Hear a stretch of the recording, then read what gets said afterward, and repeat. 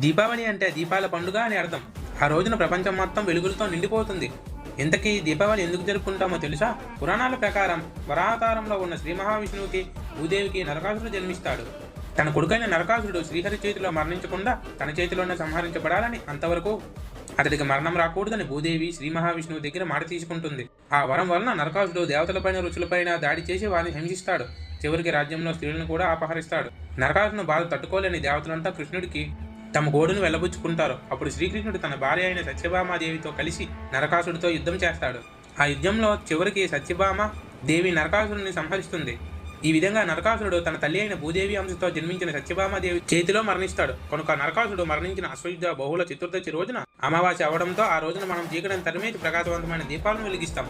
మీరు కూడా దీపావళి పండుగను జరుపుకుంటే దీపావళి అని కామెంట్ చేయండి. ఇంకా కార్తీక మాసం ఎందుకు చేస్తామో విధి విధానాల గురించి తెలుసుకోవాలంటే మన ఛానల్ సబ్స్క్రైబ్ చేసుకోండి.